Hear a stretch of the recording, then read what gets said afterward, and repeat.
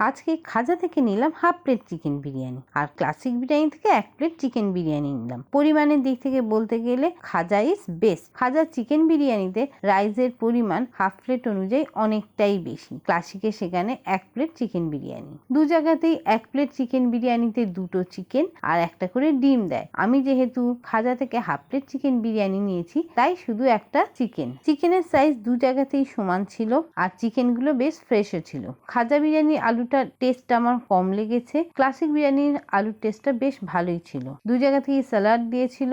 খাজা বিরিয়ানির টেস্ট যথেষ্ট ভালো, এদের ছিল লং গ্রেন রাইস এবং লাইট বিরিয়ানি। সেখানে ক্লাসিক বিরিয়ানির লং গ্রেন রাইস টেস্টটা যথেষ্ট ভালো, কিন্তু মশলাদার বিরিয়ানি। আর আমার যেহেতু মশলাদার বিরিয়ানিটাই বেশি ভালো লাগে, তাই আমার ক্লাসিক বিরিয়ানিটা বেশ ভালো লাগলো। তবে পরিমাণের দিক থেকে বলতে গেলে খাজা বিরিয়ানি ইজ বেস্ট। তোমাদের কি মত আমায় কমেন্ট করে জানিও। আর এরকম আরো ভিডিও পেতে ভবঘুরে পেটুকে সাবস্ক্রাইব করে নিও।